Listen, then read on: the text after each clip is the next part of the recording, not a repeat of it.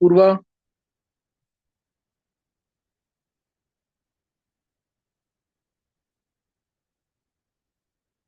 देखो इधर हम टॉपिक कर रहे थे एडिशन ऑफ अमोनिया डेरिवेटिव्स।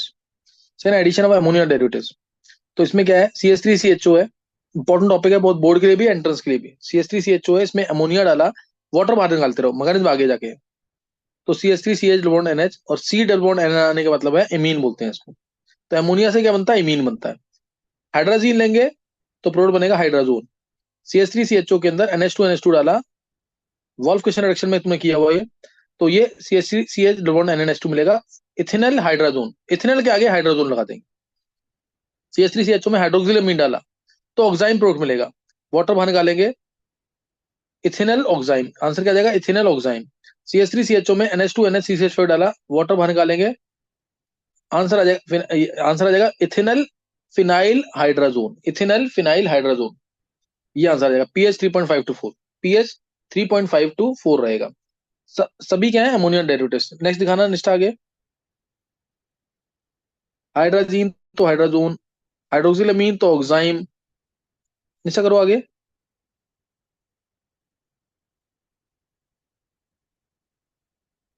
अब देखो ये सबसे इंपॉर्टेंट रिएक्शन, ब्रेडीज रेजेंट वाली। जैसे NH2NH CCH5 है ना, सेम रिएक्शन है ये, लिया CH3CHO।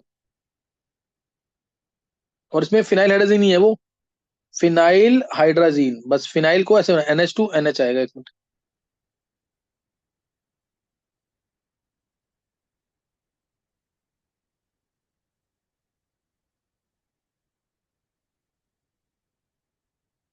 NH2NH बेंजीन, 2 पे नाइट्रो और 4 पे नाइट्रो। क्या बोलेंगे, 2,4 डाइनाइट्रो फिनाइल हाइड्रोजीन, ये इसका नाम है, 2,4 डाइनाइट्रो फिनाइल हाइड्रोजीन। इसको ब्रेडीज रेजेंट भी कहते हैं, ब्रेडीज रेजेंट। ये कार्बोनिल कंपाउंड्स को डिफरेंशिएट करता है नॉन कार्बोनिल कंपाउंड से। कार्बोनिल कंपाउंड को डिफरेंशिएट करता है नॉन कार्बोनिल कंपाउंड से, इसलिए बहुत इंपॉर्टेंट है। इसमें वाटर बाहर निकाल देंगे, वाटर बाहर निकाल दिया और आंसर आ जाएगा ethanal 2,4 dinitro phenyl hydrazine. Ethanal 2,4 dinitro phenyl hydrazine, NO2 यहाँ पे, इथेनल 2,4 डाइनाइट्रो फिनाइल हाइड्राजीन। और ये आता है ऑरेंज कलर का प्रेसिपिटेट। और कंजुगेटेड एल्डिहाइड होगा तो उस केस में ये रेडिश ऑरेंज कलर का प्रेसिपिटेट आता है। ये प्रेसिपिटेट जरूर याद रखना। तो ये इंपॉर्टेंट एजेंट था, ब्रेडीज रेजेंट।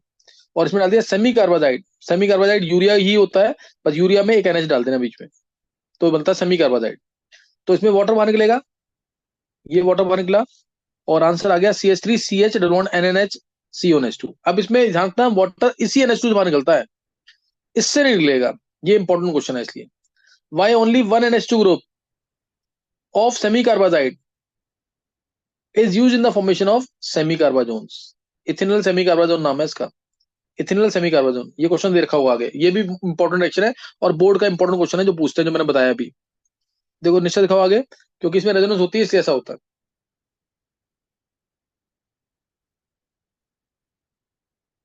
ये लिखा है, ये रहा, ये क्वेश्चन देख लो पहले।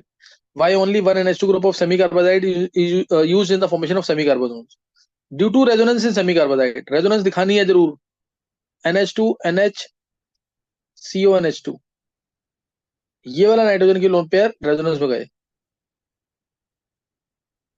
NH2NH CO पे negative double bond NH2 plus, ये वाला लोन पेयर भी दे सकता था, ये वाला नाइट्रोजन भी लोन पेयर दे सकता था, ये इलेक्ट्रॉन अंदर जाएंगे, ये लोन पेयर दे दे, ऐसा होता था। तो उसके इसमें आ जाता NH2NH plus double bond CO negative. इसको बनाना जरूर, तुम स्ट्रक्चर बनाए बनाए बिना मार्क्स नहीं मिलेंगे। तो इसलिए ओनली वन NH2 ग्रुप, ये वाला फ्री NH2 है, इसी का वाटर बाहर निकलेगा। सही ना, इसी का वाटर बाहर निकलेगा, ये ध्यान रखना इस चीज का। जैसे मैंने इथेनॉल का रिएक्शन कराई है, सेम रिएक्शन तुम एसीटोन के साथ करोगे, हर एक अमोनिया डेरिवेटिव की। सही ना, हर एक अमोनिया डेरिवेटिव की। और एक मैं बताता हूँ अमीन के साथ, प्राइमरी अमीन के साथ। जैसे बेंजल लिया प्लस एनिलीन लिया, प्राइमरी अमीन, H+ के प्रेजेंस में वाटर बाहर निकलता है इस केस में भी। और आंसर आता है बहुत important, shift base, CCH5CH N C6H5। ये इंपॉर्टेंट है, शिफ्ट बेस।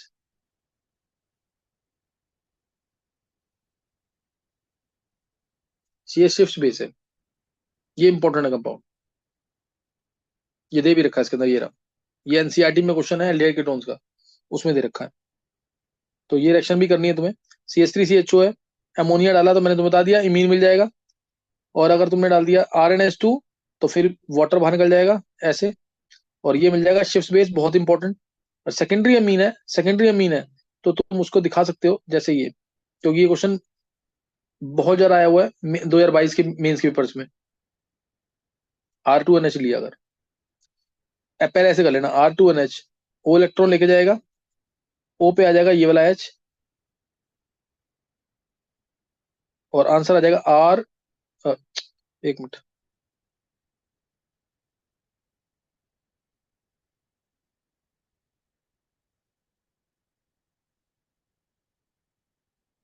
ये आ जाएगा आंसर CH3CHOH NR2। अब H2 बाहर निकल नहीं सकता इसमें से, यहां से N के पास तो कोई H है नहीं, इसलिए हमें यहाँ ज्यादा गर्म करके यहां से निकालना पड़ेगा। तो आंसर आता है इन अमीन, CH2 डबल बॉन्ड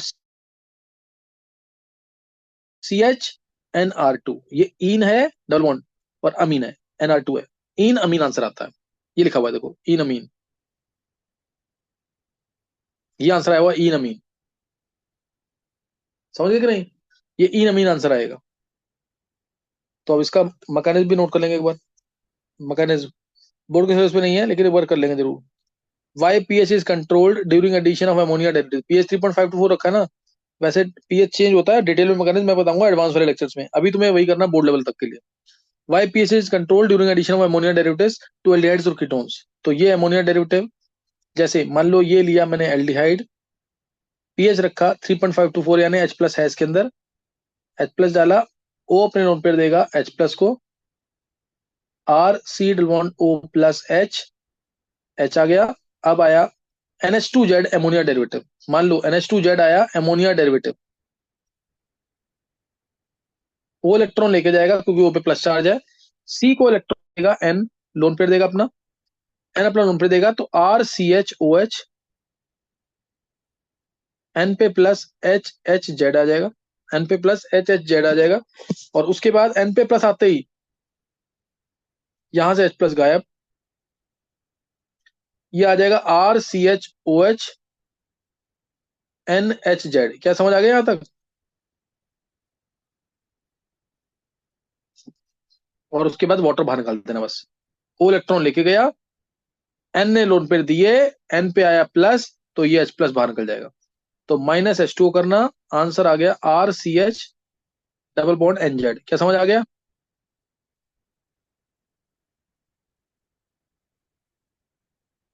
आगे समझ के नहीं ये मैकेनिज्म समझ आ गया कि नहीं ये विधि? Yes sir. अब उसके और मैकेनिज्म लिखा हुआ मैंने, वही मैंने फॉर्मल हेड कर दिखा रखा मैकेनिज्म, H प्लस डाला इसके अंदर तो O पे प्लस आया, ये दिखाया O पे प्लस H, NH2Z डाला, ये इलेक्ट्रॉन गए इधर, N ने लोन पेयर दिया इसको C प्लस को, और ये आ गया आंसर, ये आ गया पहले N पे प्लस H2Z, फिर उसके बाद N पे प्लस आते ही एक NH बॉन्ड वीक हो जाएगा, ये आ गया। अब उसके बाद COH है, ये COH है ना ऐसे, O इलेक्ट्रॉन लेके गया, N ने लोड पे दिए, इधर से H प्लस निकला, आंसर आ गया CH2 बॉन्ड NZ।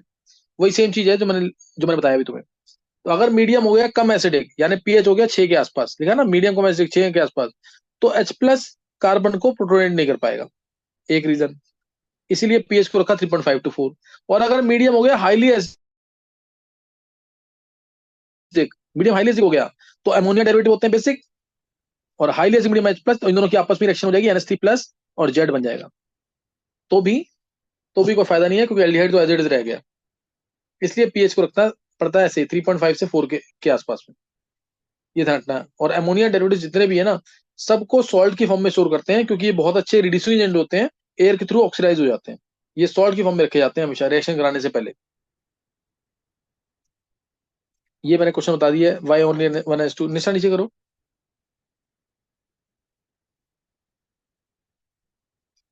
फिर हाँ, ये बहुत important question, acids don't form hydrazones oximes and semicarbazones, acids क्यों नहीं बनाते? इसमें भी तो R3 बॉन्ड वो ग्रुप है, ये क्यों नहीं बनाते? NH2 से रिएक्शन कर जाए, ये भी वाटर बाहर निकल जाए, लेकिन ऐसा नहीं हो पाता है। रीजन, क्योंकि एसिड के अंदर डबल बॉन्ड करेक्टर होता ही नहीं है, रेजोनेंस होती है ना सर। वो इलेक्ट्रॉन लेके गया, इसे इलेक्ट्रॉन पे दिया, तो ये बन गया RCO- double bond plus H, because of reduce double bond character by resonance. इसमें डबल बॉन्ड कार्बन ग्रुप में पूरा डबल बॉन्ड वो है ही नहीं, because of reduced double bond character by resonance. ये लिखना है due to resonance.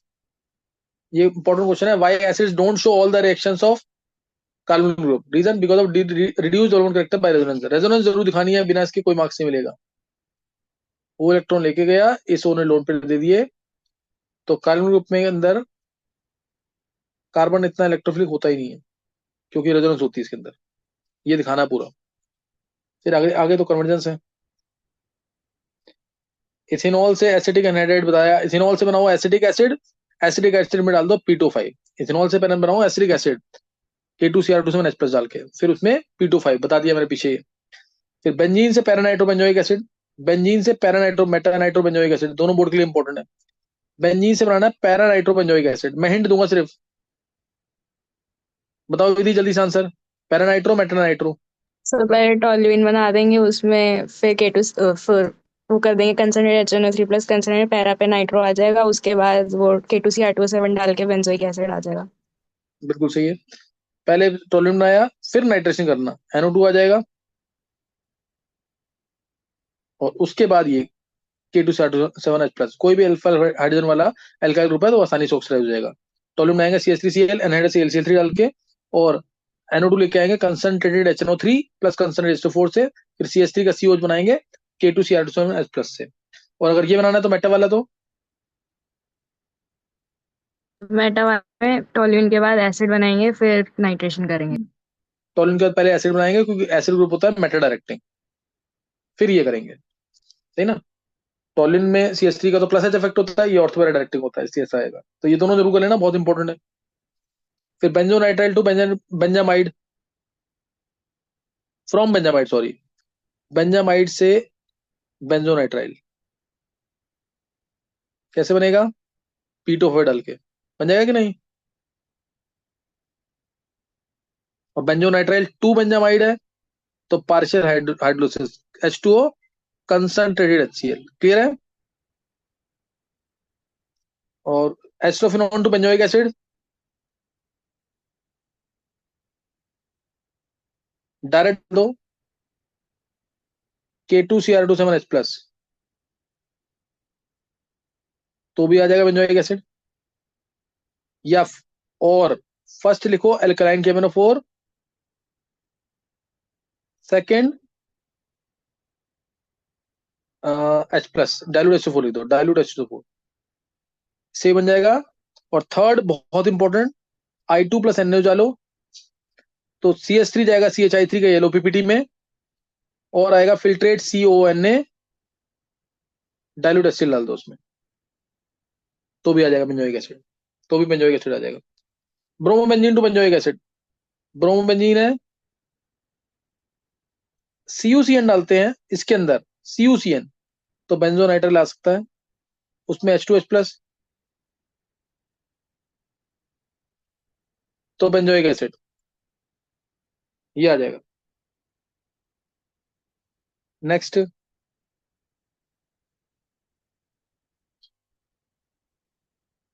Esterification reaction.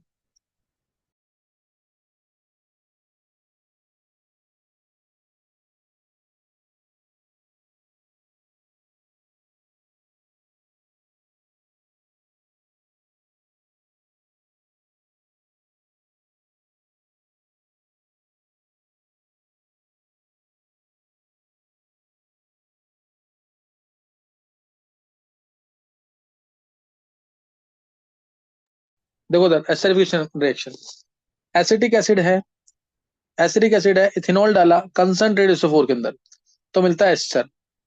Acid का लेना है OH, और अल्कोहल इधर रिएक्शन में काम करता है एसिड का, इसका लेना है H। ये बाहर निकलेगा, जोड़ देना बाकी को, CH3COOCH5 मिल जाएगा, साथ में वाटर बाहर, साथ में वाटर बाहर। इथाइल एसिडेट, इसकी आती है फ्रूटी स्मेल।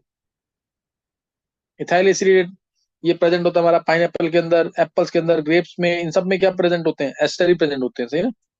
बनाना वगैरह में भी एप्पल ये एस्टर प्रेजेंट होते हैं। तो मैकेनिज्म इसका इसका मैकेनिज्म लिया एसिड, एसिड में डाला H प्लस, जरूर लिख के देखना इसको 2 बार। ओ लोन पेयर देगा इसको, ओ लोन पेयर देगा O पे प्लस और H आ जाएगा। फिर O इलेक्ट्रॉन लेगा, O इलेक्ट्रॉन लेगा तो यहाँ पे प्लस आ गया। फिर दोनों इक्विलिब्रियम में एग्जिस्ट करेंगे, रेजोनेंस स्ट्रक्चर्स हैं। अब उसके बाद ये O इलेक्ट्रॉन खींचेगा एल्कोहल, दूसरा एल्कोहल है ना ये एल्कोहल ROH, ये लोन पेयर दे देगा इसको अपने, लोन पेयर देगा, ये मिलेगा टेट्राहेड्रल इंटरमीडिएट स्लो स्टेप के अंदर, स्लो स्टेप मिलेगा टेट्राहेड्रल इंटरमीडिएट, जिसमें इस O पे आ जाएगा +4, ये दिखाया ना O पे प्लस आ गया, O पे प्लस आते ही यहाँ से होगा प्रोटॉन ट्रांसफर, ये H प्लस बाहर निकलेगा, ये H प्लस बाहर निकलेगा और इस H प्लस को ये वाला O लोन पेयर दे देगा या ऊपर वाला कोई भी एक दे देगा। O ने लोन पेयर दिया, प्लस आ गया, अब ये H2 बाहर निकल रहा है यहाँ से और ये O लोन पेयर दे रहा है, तो इस O पे आ गया प्लस, इस O पे प्लस आते ही H प्लस बाहर, आंसर आ गया S sir, S sir plus H2। क्या समझ आया मैकेनिज्म? Yes sir. एक बार मैं जल्दी से लिख के भी दिखा देता हूँ ताकि ये क्लियर हो जाए थोड़ा सा तुम्हें, इजी मैकेनिज्म है बिल्कुल। RCOOH है, H2 से 4 से H प्लस आया, O ने लोन पेयर दिया इसको, आया RC बॉन्ड O पे प्लस HOH, ये रेजोनेंस स्टेबलाइजर दिखा दिया यहाँ पे, ये नहीं दिखा रहा मैं ऊपर।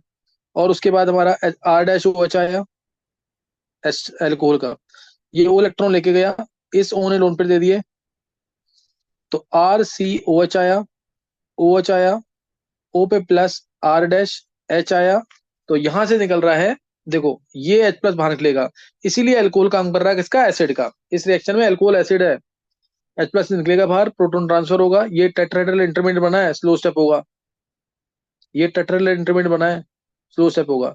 अभी H प्लस बाहर निकला तो आ गया RCOH, H प्लस बाहर निकला और इसको लोन पेयर दे दिया किसने, इस O ने, O पे प्लस H2, OR- आ गया। अब O पे प्लस आते ही ये इलेक्ट्रॉन ले गया, यहां से ये इलेक्ट्रॉन मिलेंगे इसको, ये आ गया यहाँ पे RC डबल बॉन्ड O पे प्लस H OR-, ये आ गया, और O पे प्लस आते ही ये H प्लस भी बाहर निकल जाएगा और ये दे देगा RC डबल बॉन्ड OR-,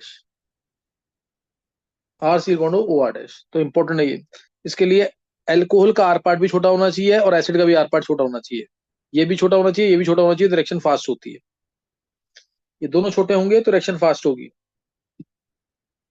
ये रिएक्टिविटी दिखा रखी है देखो एसिडिफिकेशन रिएक्शन की, methanol, ethanol, propanol, reactivity order है ये, formic acid, acetic acid, propanoic acid, steric crowding की वजह से दोनों छोटे होने चाहिए। नीचे दिखाना निष्ठा,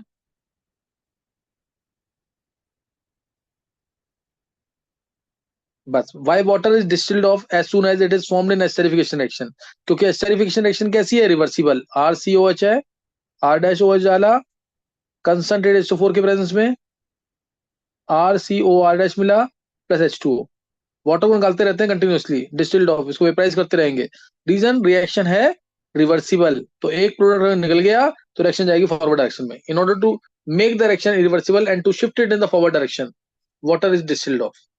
बोर्ड का एनसीईआरटी का इंपॉर्टेंट क्वेश्चन है, एनसीईआरटी में दे रखा है। Why phenol does not give esterification reaction, phenol में ओ के पास लोन पेयर ही नहीं है, जैसे यहाँ पे लोन पेयर देने पड़ते हैं ना सी पॉजिटिव को, तो ओ के लोन पेयर ही नहीं होते, तो रिएक्शन इसलिए एंडोथर्मिक हो जाती है इसके साथ, एंडोथर्मिक रिएक्शन है तो हीट देनी पड़ती है, इसलिए रिएक्शन नहीं हो पाएगी। फिर रिवर्स ऑफ एसिडिफिकेशन रिएक्शन जरूर करना है, एनसीईआरटी में क्वेश्चन दे रखा है इसका। रिवर्स ऑफ एसिडिफिकेशन करेंगे, जैसे लिया इथाइल प्रोपेनोएट, इसमें H2 डाला, डाइल्यूट H2O4 में, करना है यहाँ से क्लीवेज, यहाँ से क्लीवेज, सी के पास जाएगा OH, इधर जाएगा H, आंसर आ गया प्रोपेनोइक एसिड और इथेनॉल, प्रोपेनोइक एसिड और इथेनॉल, उल्टा जरूर करना, सही है, इसके ऊपर क्वेश्चन दे रखा है इसलिए। जैसे RCOCH3 है, H2 डाला H प्लस के अंदर, यहाँ से क्लीवेज, यहाँ गया OH, यहाँ गया H, RCOH और मिथेनॉल, फर्स्ट ऑर्डर की क्वेश्चन होती है अगर एसिड कैटलाइज है तो। नीचे बेस कैटलाइज भी देखा होगा, दिखाना जरा,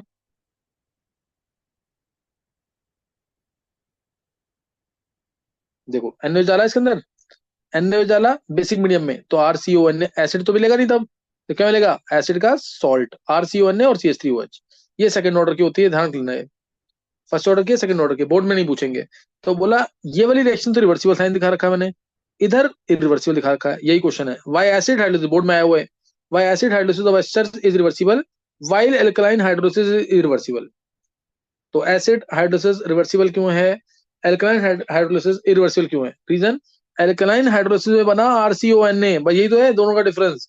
इसमें RCOO नेगेटिव बना, जो कि ज्यादा बेटर रेजोनेंस स्टेबलाइज है। ओ इलेक्ट्रॉन लेके गया, ओ नेगेटिव इलेक्ट्रॉन दिए, RCO नेगेटिव डबल बॉन्ड हो, सही है। और एसिड बना इधर, और एसिड उतना अच्छा रेजोनेंस स्टेबलाइज नहीं है। ओ इलेक्ट्रॉन लेके गया, ओ ने लोन पर दे दिए इधर, तो RCO negative double bond O पे प्लस H, क्योंकि इसमें पॉजिटिव नेगेटिव सेपरेशन हो रहा है इसके स्ट्रक्चर्स में, पॉजिटिव यहाँ पे नेगेटिव यहाँ पे, तो ये ज्यादा बेटर रेजोनेंस स्टेबलाइज नहीं है, ये बेटर रेजोनेंस स्टेबलाइज है। इसलिए इसलिए ऐसा होगा, ध्यान रखना, इंपॉर्टेंट क्वेश्चन है ये। Acid hydrolysis is reversible but alkaline hydrolysis is irreversible. Reason, क्योंकि इसमें in alkaline hydrolysis carboxylate anion is formed which is better resonance stabilize. कोई चार्ज सेपरेशन नहीं, दोनों स्ट्रक्चर एक जैसे, इक्विवेलेंट स्ट्रक्चर्स मिलते हैं, इसलिए ऐसा हुआ। फिर ये क्वेश्चन आ गया एनसीईआरटी का इंपॉर्टेंट वाला, नीचे करना है निष्ठा।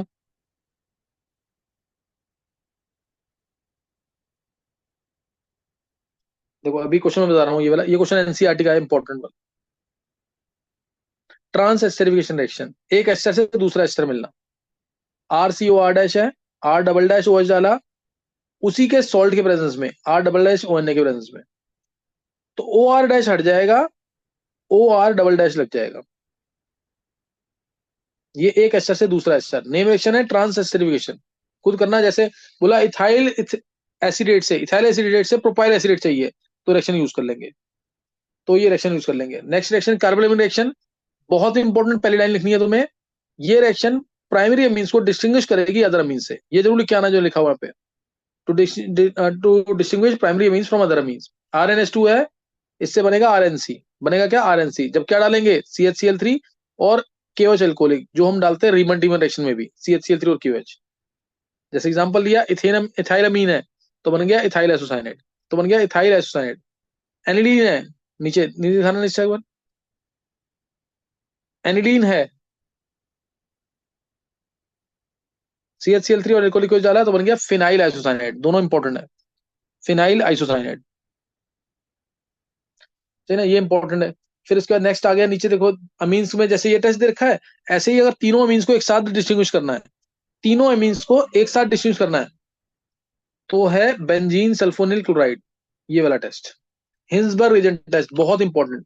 तीनों अमीन्स को एक साथ डिस्टिंग्विश करना है, करता हूँ मैं, इसमें बता रहा हूँ तुम्हें, नीचे नीचे करो जरा, to distinguish all the three classes of amines, Hinsberg reagent test, तुमने सबने डिस्टिंक्शन में पढ़ा हुआ है। RnH2 है प्राइमरी अमीन, C6H5SO2Cl डाला, HCl करना बाहर, HCl बाहर कर दिया तुमने, ये आ गया CCH5SO2NHR, यही आ गया CCH5SO2NHR, ये आ गया। अब इसमें डाल दिया NaOH, बेस डाला है तो N के साथ H है ना यहाँ पे, एक्टिव हाइड्रोजन है, तो सॉल्ट बन जाएगा, एसिड बेस रिएक्ट करेंगे तो सॉल्ट बन जाएगा ये, और सॉल्ट है तो ये सॉल्युबल होगा, लिखा ना NaOH के अंदर सॉल्युबल, ये जरूर क्या आना है, NaOH के अंदर सॉल्युबल। और आगे तुमने अगर H+ डाल दिया, तो सॉल्ट से दोबारा क्या बन जाएगा, कोवलेंट कंपाउंड, कोवलेंट कंपाउंड बन गया तो इनसॉल्युबल। और R2NH अगर है, इसमें CH5SO2Cl डाला, तो दोबारा HCl बाहर, ये आ गया CH5SO2NR2। फिर NOH में, अब तो इसमें कोई एक्टिव हाइड्रोजन नहीं है N के साथ H, तो इनसॉल्युबल, H+ डाला, नो रिएक्शन।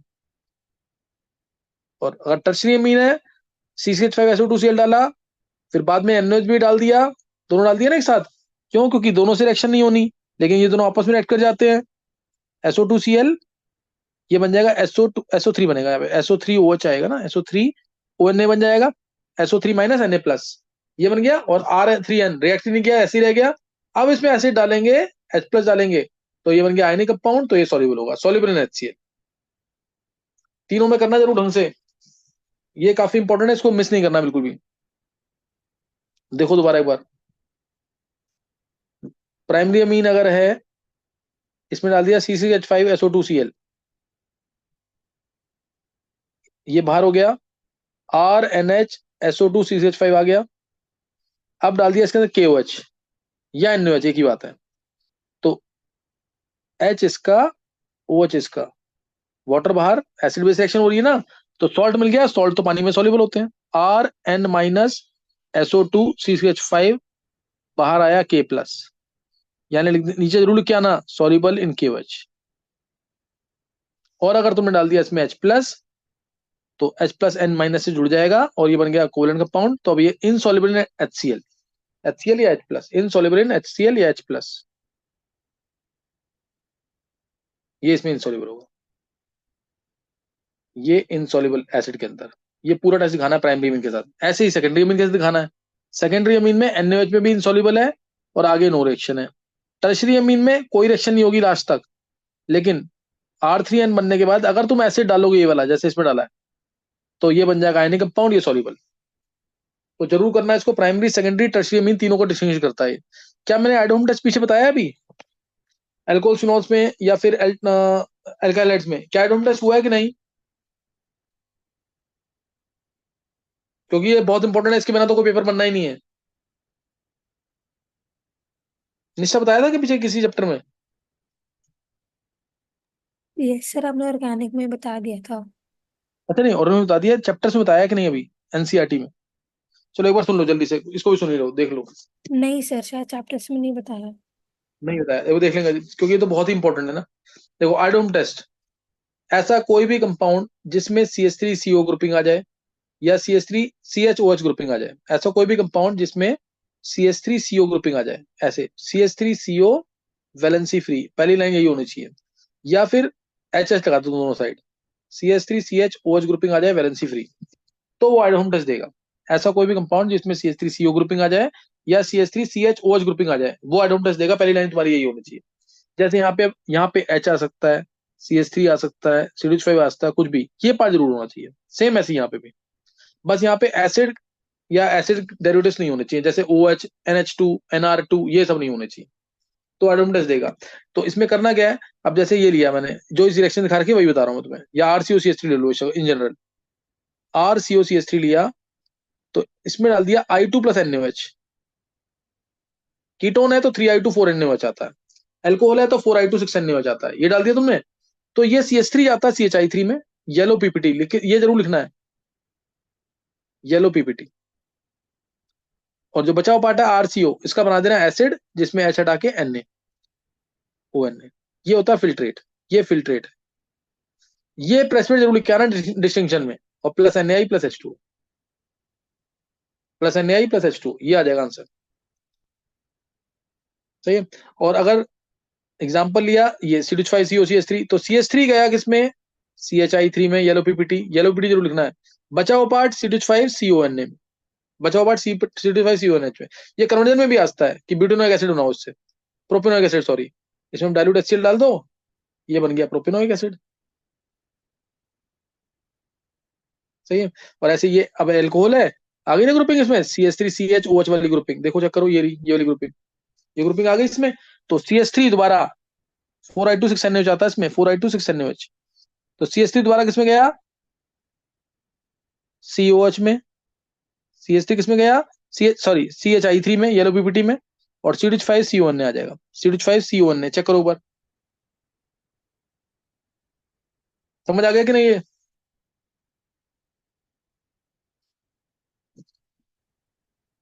इसमें क्वेश्चन क्या आना है, बोलेगा इथेनल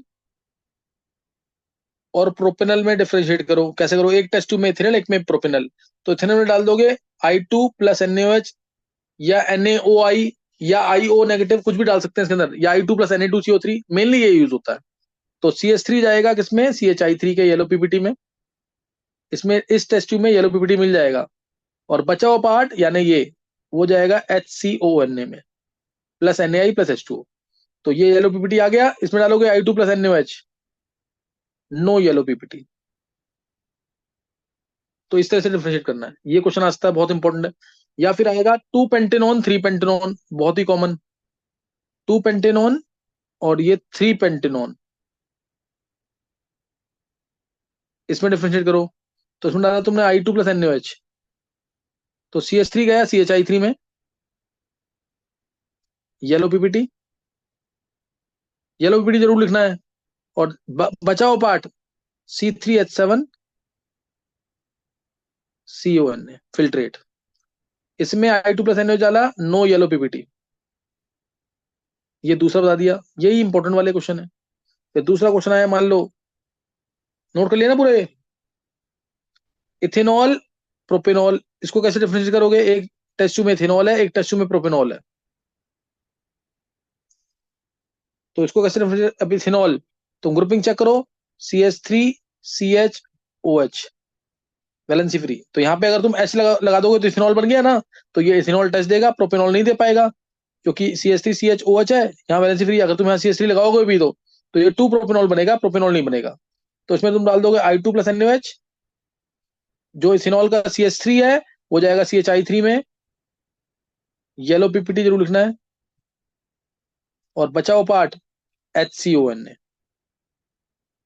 और इसमें तो नो रिएक्शन आ जाएगा। इसमें क्या आ जाएगा? No reaction. तो ये पता होना चाहिए। एक बार क्वेश्चन आया था बोर्ड में, CH3C methyl acetate, ethyl acetate में डिफरेंशिएट करना है, दोनों में NaOH डाल दिया। अभी बताइए रिएक्शन एल्कलाइन हाइड्रोलिसिस वाली, ऊपर CH3COONA आ जाएगा प्लस CH3OH, इसमें डाल दिया NaOH, CH3CONA आ जाएगा प्लस CH5OH। तो ये तो एटॉम टेस्ट दे देगा, अब ये नहीं दे पाएगा, इनडायरेक्ट तरीका है। I2+NaOH डाला, CHI3 का येलो पीपीटी। तो एस्टर में भी डिफरेंशिएट कर सकते हैं इस तरीके से, अदरवाइज एस्टर टेस्ट नहीं देगा। ये मत देखना कि इसमें CH3CO ग्रुपिंग प्रेजेंट है टेस्ट देगा, मैंने ऊपर बताया था, यहाँ पे OR नहीं आएगा, H CH3 CH5 ये आएंगे, लेकिन एसिड या एसिड डेरिवेटिव वाले ग्रुप नहीं आते। तो ये येलो पीपीटी दे देगा, और मिथेनॉल नहीं देगा, क्योंकि इथेनॉल तो टेस्ट देता, अभी बताया मैंने पीछे। समझ आ गया एटॉम टेस्ट? बहुत इंपॉर्टेंट है, जरूर करना ढंग से इसको। नेक्स्ट दिखाना।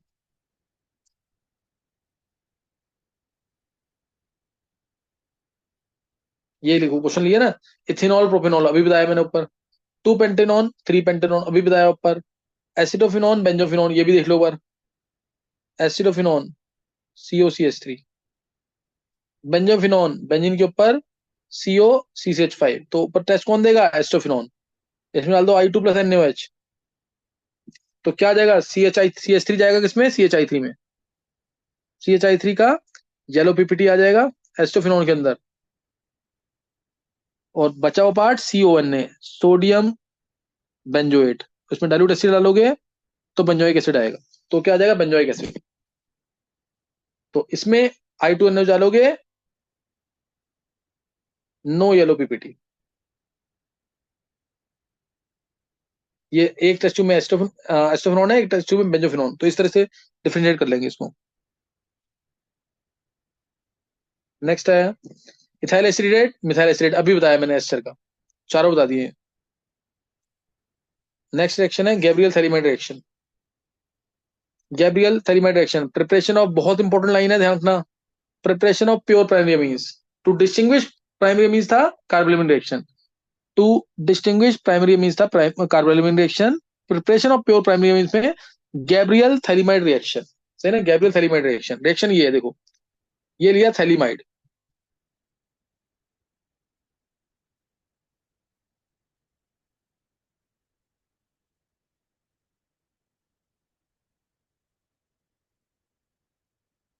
दोबारा देखेंगे, ये लिया थैलीमाइड, COCO NH आ गया, ये थैलीमाइड लिया, के जाला स्ट्रॉन्ग बेस, तो बहुत एक्टिव हाइड्रोजन होता है N के साथ H वाला, ये बाहर निकल जाएगा,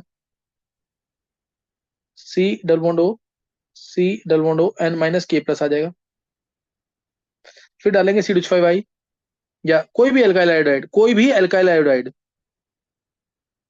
CH5I, तो इससे CH5NH2 प्रिपेयर होगा प्योर प्राइमरी में, क्या ही बाहर निकल जाएगा, CH5+ आ जाएगा यहाँ पे, COCONET लिख रहा हूं मैं इसको, CH5 को ET लिख दिया मैंने, NET, और उसके बाद कर दिया एसिड हाइड्रोलिसिस H2OH+, यहां से क्लीवेज, यहाँ OH, यहाँ H, यहां से क्लीवेज, यहाँ OH, यहाँ H, तो ETNH2 आ गया प्योर प्राइमरी अमीन, इथेन अमीन आ गया, CH5NH2, और साथ में आ गया क्या? थैलिक एसिड, साथ में थैलिक एसिड। कई बार यहाँ पे H2OH+ की जगह H2O OH डाल देते हैं, तो सेम आंसर आएगा यहाँ पे E2NH2 बेस डला है तो यहाँ CO नेगेटिव आएगा। प्योर प्राइमरी अमीन की प्रिपरेशन हो गई यहाँ पे इथाइलअमीन की। इथाइलअमीन की प्रिपरेशन हो गई, बोलेगा इस रिएक्शन से एनिलीन प्रिपेयर नहीं होता बेंजीन के ऊपर NH2, क्योंकि एनिलीन को प्रिपेयर करने के लिए यहाँ चाहिए C6H5I और ये होता है रेजोनेंस बॉन्ड टूटेगा ही नहीं। यहाँ चाहिए C6H5I आयोडो बेंजीन, जैसे क्लोरोबेंजीन में रेजोनेंस होती है ऐसे ही इसमें रेजोनेंस हो जाएगी, तो CI बॉन्ड में डबल बॉन्ड कैरेक्टर आ जाएगा, नेगेटिव डबल बॉन्ड I+। क्या समझ आ गया? आगे समझ के नहीं है? एनिलीन इस रिएक्शन से प्रिपेयर नहीं होगा और ये मिला pure primary amine. There is no contamination of any secondary or tertiary amine. कहता है कि प्योर कमेंट करना है कि प्योर प्राइमरी अमीन मिलते हैं इसमें, because there is no impurity और there is no contamination of secondary and tertiary amines, इसलिए यही मिलेंगे सिर्फ। क्लियर है कि नहीं? ये समझ आ गई रिएक्शन की नहीं?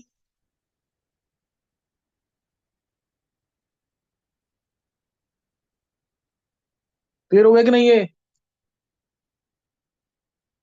निष्ठा? Yes sir.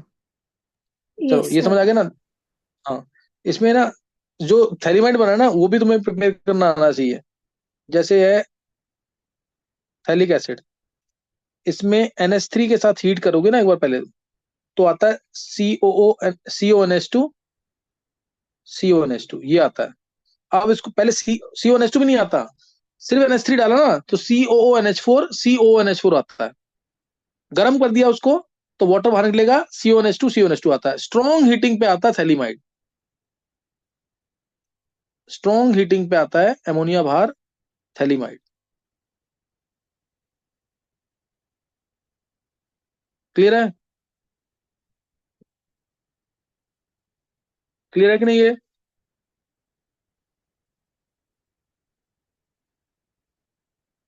ये रिएक्शन हो गई यहाँ पे गैब्रियल थैलीमाइड रिएक्शन। नीचे करना निष्ठा।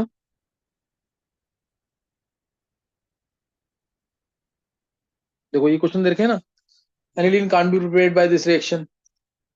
Gabriel Thallimide reaction is used for synthesizing primary amines only because there is no impurity or contamination of any secondary or tertiary amines. Clemmensen reaction पढ़ी हुई है ना ये? नीचे करो। Clemmensen reaction, Wolff-Christian reaction दोनों पढ़ी हुई है। एल्डिहाइड और कीटोन से क्या बनाना है? एल्केन बनाना। करना कुछ भी नहीं है, C डबल बॉन्ड O को CH2 में कन्वर्ट कर देना। डालना है जिंक एमलगम और कंसंट्रेटेड HCl, जिंक एमलगम और कंसंट्रेटेड HCl। सील बॉन्डों को CH2 में कन्वर्ट करना है तो RCH3 मिल जाएगा इसमें। इसमें सील बॉन्डों को CH2 में बना देना, CH2 बना देना तो ये मिल जाएगा। जिंक एमलगम और कंसंट्रेटेड HCl डालना है। इथेनॉल से इथेन, एसिडोफिनॉन से इथाइल बेंजीन, सील बॉन्ड होगा CH2 बनाना है तुम्हें। सेम चीज वॉल्फ-क्रिस्टन रिएक्शन में है, बस मीडियम इसमें बेसिक होता है। CH3CHO है, NH2 डाला, H2 बाहर, ये मिला, इसमें KOH ग्लाइकोल डाल दिया तो वही same answer, ethane plus N2 gas. एक स्टेप में लिखे तो यही करना है बस लास्ट, N2H4 OH आयंस।